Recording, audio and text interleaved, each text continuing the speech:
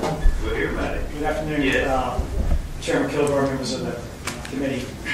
I'm E. Browder. I'm with the Attorney General's Division of Consumer Counsel. We try the rate cases down at the State Corporation Commission, as does Mr. Petrini, who you just heard from.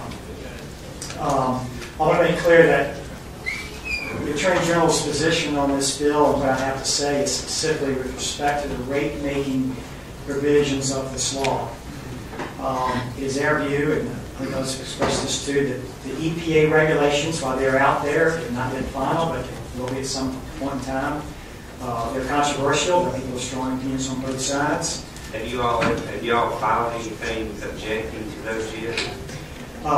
Yes, sir, Chairman Kilgore. We filed comments during the comment period. I think December 1st was the deadline. We did file comments that identified both rate-making issues and some other policy-type issues that go beyond the Consumer Counsel role, Consumer Counsel function of the office. But yes, we have. I want to make clear that. So what I'm saying, I'm speaking on behalf of the collective interests of the ratepayers of Virginia, Dominion and APCO, the two companies that are affected here, just like Mr. Petrini was speaking on behalf of the collective interests of his large industrial customers that he represents.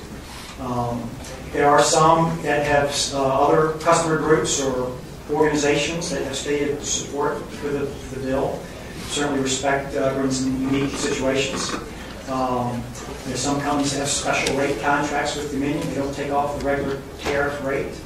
Other companies have other corporate interests with Dominion. Other organizations have various relationships with Dominion. We're representing the collective interest of homeowners, small businesses, their customers with Dominion. I'm trying to be redundant to what you've already heard from Mr. Petrini. And there are a lot of good questions asked by the members.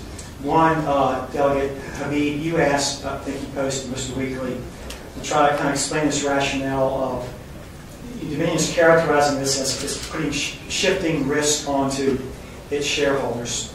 And it was observed, well, the company has fiduciary duty to its shareholders. Why would it want to take risk away from ratepayers onto its shareholders?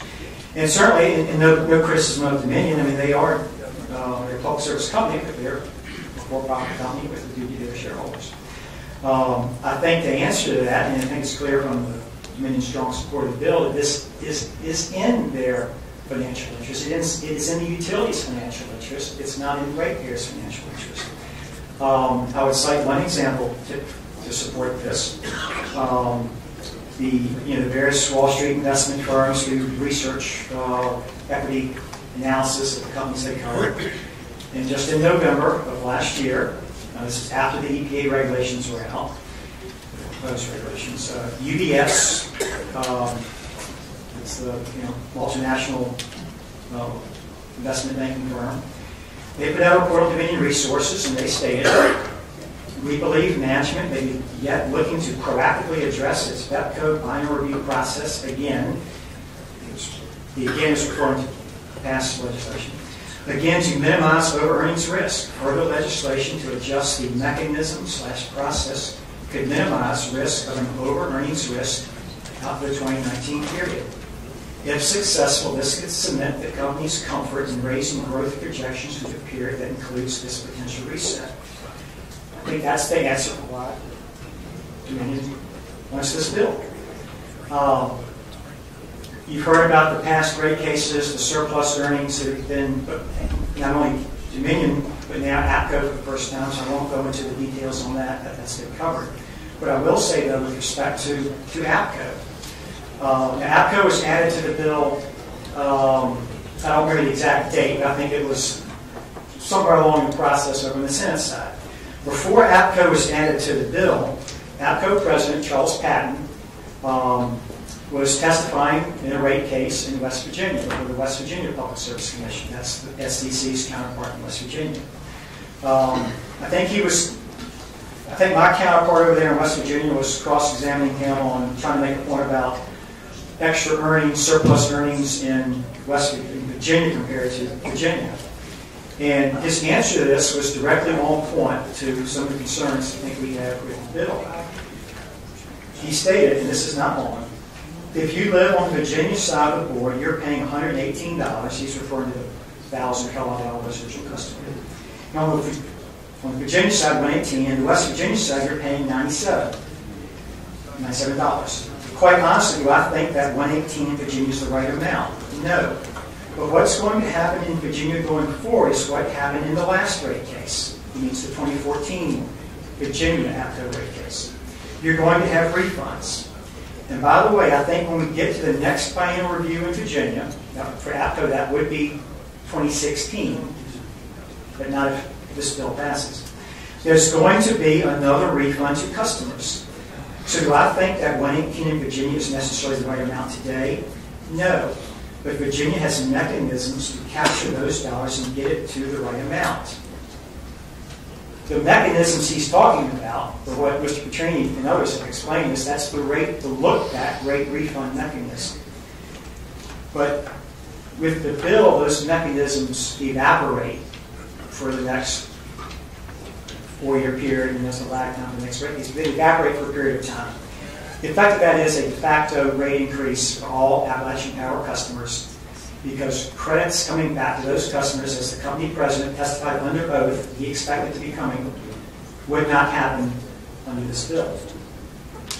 Can I ask you a question? Do you believe, or the Attorney General believe, that if the 111D remains intact, that rates in Virginia are going to go up or down? Right. As Mr. Petrini said, it's virtually impossible to model all that right now.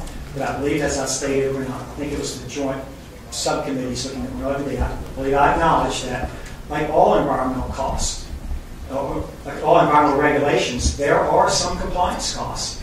Now, the policy decisions get made, they're way above my responsibilities, weigh the benefits and the pros and cons of those, and those decisions will be whatever they will be. But I'm not here to say that no, there will not be any rate impacts from complying with that. But what I am saying is that, as Mr. Petrini said, we think the bill would make matters worse.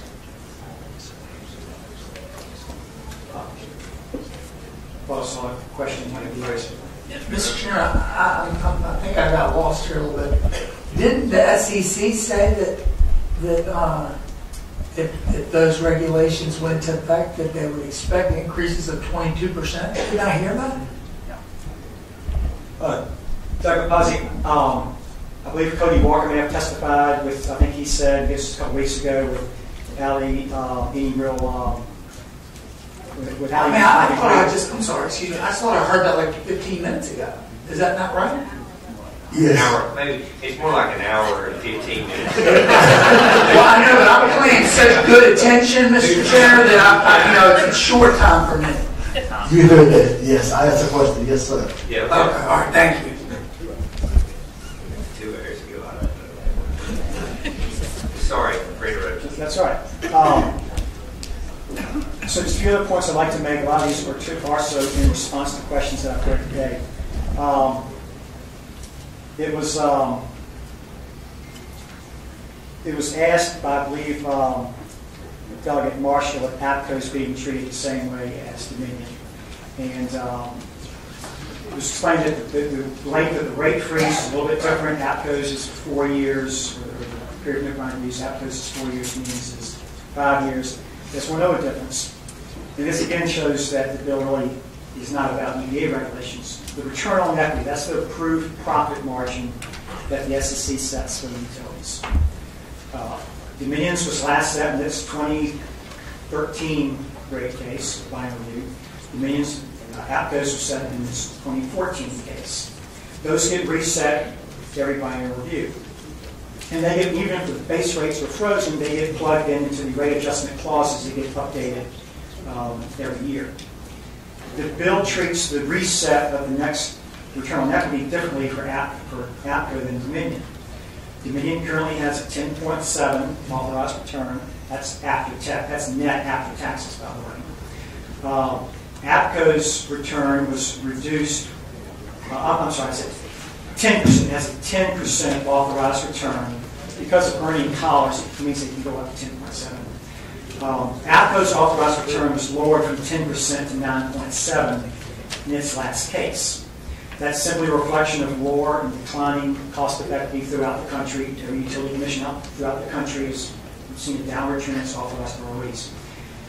This bill says that Dominion's ROE cannot be looked at again until 2017. So even though it's going to have a 2015 biennial review, the commission cannot look at ROE, but only look at ROE in that case. APCO's ROE will be reset in 2016. Dominion's can't be set until 2017. So even though APCO has the more recent ROE, approved profit margin, when it's more reflective of current conditions in the market, its return gets set sooner. Dominion gets to go forward with its 10% ROE. Dr. McClellan, you asked what can the SCC do with the access to books and records that's now in the bill.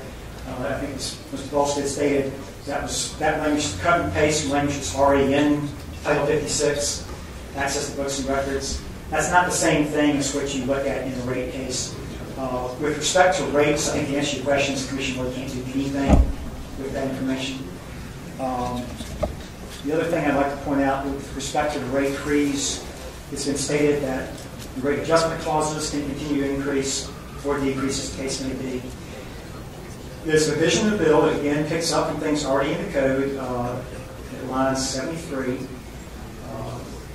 There's an exception to the freeze for section 56.245, line 73 of the bill. That's an emergency rate relief provision. It's been in the code for some time. If there's a major storm that, in the case of Dominion, that would cost them more than the $280 million in extra revenues they have anyway, they are free to file a rate case under Section 245. This bill would not prevent that. So there's a regulatory out for that. I think there's also a question from, with respect to, I believe, Dr. McClellan, about participatory. I think that was your question. Because of that, the bill would not be participatory to the utility. But I would say that, based on what we've heard and what we said about the level of surplus revenues and the inability to flow those back to customers, one could argue that it is confiscatory of ratepayers' dollars. Finally, I'd like to say that, with respect to the coal plants that may or may not be retired, it's important to understand that the ratepayers are paying for those now anyway. Writing off a coal plant, all that means is you accelerate the depreciation that's going on anyway. You just move that up. Currently in rates, it's built into rates is the ratepayers paying off that mortgage. So that's going to happen anyway. I think the dollar at the end of the rate freeze gets from the $2.1 billion that we had about $1.5 billion. I appreciate your time. I think finally I'd say that. We had a question. Well, I appreciate you being here. You know, when we had that joint, I can't remember if it was Congress and Labor Call and Energy Commission, remember that meeting, and you heard my frustration in the AG's office's inability to enunciate a position on behalf of the ratepayers and the effect that the Clean Power Plan would have on ratepayers.